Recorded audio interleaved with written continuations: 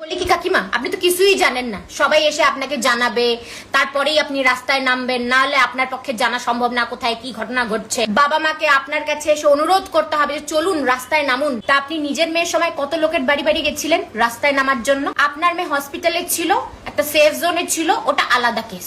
আর ওই মেয়েটা কোথায় ছিল আপনি জানেন না, রাস্তায় ছিল না কোথায় ছিল আপনি জানেন না, তাই ওইটা আলাদা ব্যাপার। পলিটিশিয়ান আপনি পরে হবেন, আগে ভালো মানুষ হন, একজন ভালো মা হন। আপনি তো সেটারও যোগ্য না। আপনাকে যারা ভোট দিয়েছে না, তারাও হয়তো কপাল চাপড়াচ্ছে যে কাকে ভোট দিলাম। আপনার জন্য একটাই শব্দ, ছি। আসলে আপনি যে এতটা বেহায়া নির্লজ্জ মহিলা, এটা আমরা কেউ আশা করিনি। তা আপনি তো সাধারণ লোক নন কাকিমা, আপনি তো এমএলএ, তাই আপনাকে তো জানতেই হবে। আপনি জানবেন না তো কে জানবে? তার জন্যই তো আপনাকে লোকে ভোট দিয়েছিল, তাই না? নিজের মেয়েটা মেয়ে, অন্যের মেয়েটা মেয়ে না। মানে আপনি কি বলতে চাইছেন যে রাস্তায় হাঁটলে এই ঘটনা ঘটতে পারে? মানে রাস্তা কারো বাবার, ওইটার সেফটিটা কে দেখবে?